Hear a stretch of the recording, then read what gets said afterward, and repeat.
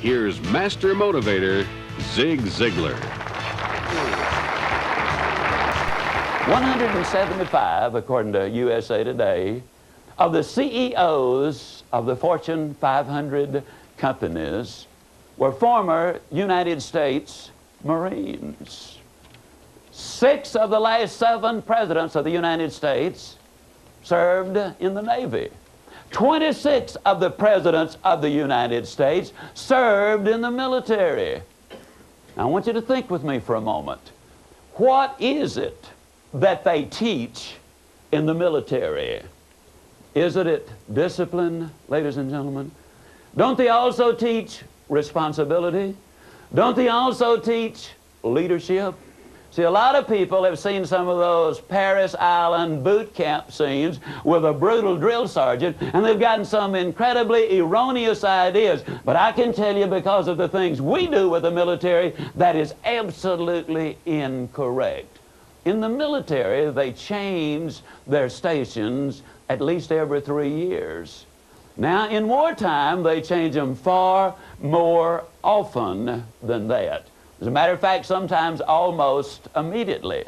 And in the military, what that commander has to do, he has to integrate those people into the flow of the current base or operation. He has to inspire, instruct, train, and you name it. In order for that military commander to move up, he's got to have the ability to teach, train, develop, inspire, enthuse people under him. Now think about it.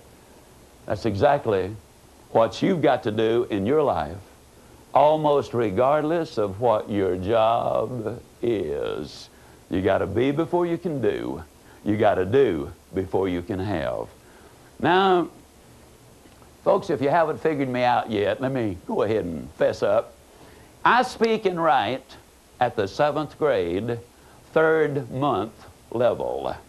Now, the reason I do that is by accident a few years ago, I discovered that if you kept it at that level, that even the college professors would be able to follow right along with you and understand what you are saying. And I just happen to believe they are people too.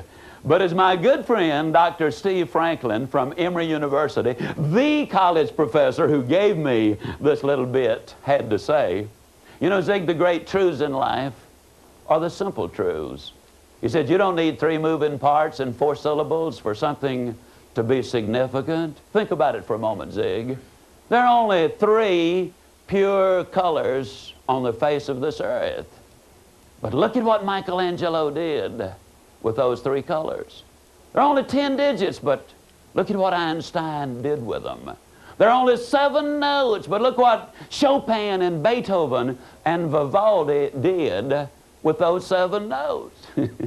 Look at what Elvis did with 2. I mean, it just really doesn't have to be that complicated. Lincoln's Gettysburg Address, as you well know, delivered right after the Battle of Gettysburg, which took place during the War of Northern Aggression. Just depends on which history book you read, folks. It really does. Lincoln's Gettysburg Address, 262 words. 202 of them were 1 syllable. 1 syllable, simple and direct is what I'm talking about. Let me say it again, ladies and gentlemen, life is tough. But when you're tough on yourself and keep it simple so that we can clearly understand it, then life can be enormously rewarding, tremendously exciting, but it's not necessarily going to be easy. As you'll notice, as we share in this seminar, I'll be talking about your personal life and your family life and your business life. And the reason I talk about all 3 is because they're interwoven. You cannot separate them. A lot of times people say, well, Zig, I don't ever take my problems down to work. And ladies and gentlemen, that simply is not true. You might not talk about your problems at work, but believe me, you take those problems to work with you. And they dramatically affect your output, your productivity. The January the 8th, 1990 edition of USA Today points out that managers of small businesses, when surveyed, felt that if there is marital trouble at home, 42% of those managers felt that had a dramatically negative impact on productivity. Only 27% thought that alcohol did, and 22% thought that drugs did. The relationship at home is important. You bet we will be dealing with all issues because success is all-encompassing.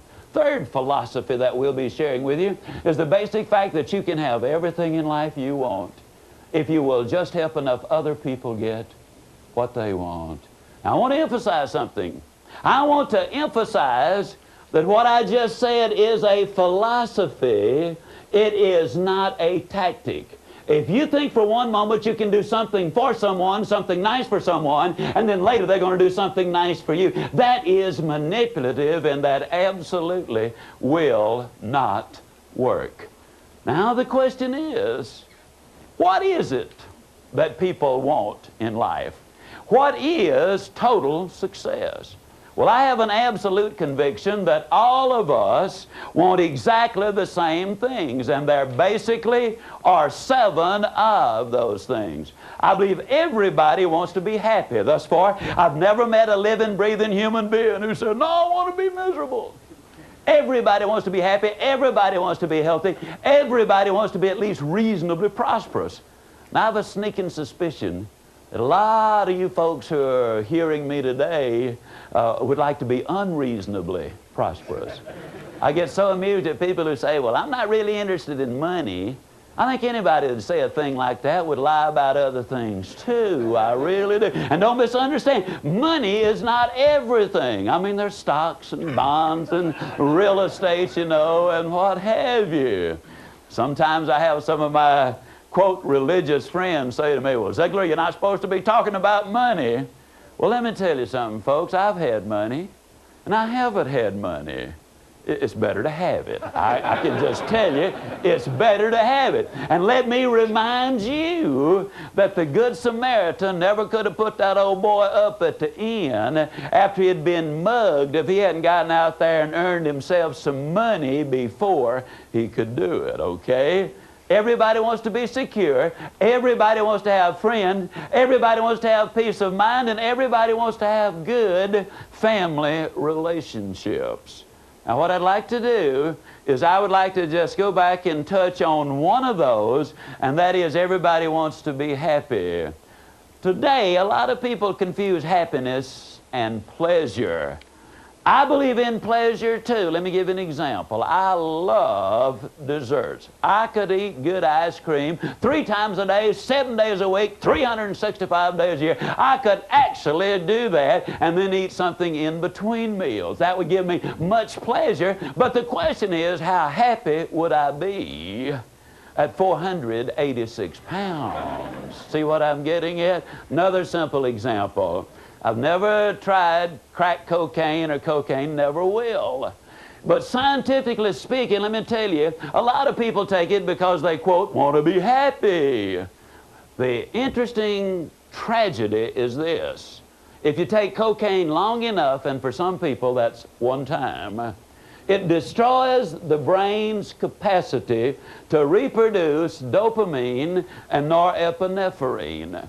And without those 2 chemicals in your body, which your brain naturally produces, without those 2 chemicals in your body, it is impossible to experience joy and happiness. Isn't that ironical? You take it to be happy, and then that destroys all chance of happiness. Ask yourself 3 basic questions every time you get ready to indulge in pleasure. Now, like I say, I believe in pleasure. As a matter of fact, I believe that if you don't have some pleasures, you can't be happy. But distinguish the important things. 3 questions. Number 1, can I repeat this pleasure indefinitely and be happy? Number 2, now this one's kind of sneaky. Would I be willing for my mama to know I did it? Now, you know, when you answer that one, ladies and gentlemen, that'll keep you from doing a lot of things that get folks in trouble. And number 3, will this pleasure bring misery to someone else? It's just a fact of life. You cannot be happy on somebody else's misery. A couple of years ago, I had a young man in my office. I don't have a chance to do this very often, but his friend was concerned deeply about him because he literally was losing his family and was destroying his health in the process. And so he wanted me to see if I could persuade the young man about something important. So I talked to the young man, and in our conversation, he verified the fact that these are the things that he wanted. He wanted to be happy, wanted to be healthy, wanted to be at least reasonably prosperous and secure and have friends and peace of mind and a good family relationship. I said, in other words, if you had all of those, you would consider yourself to be successful. He said, yes.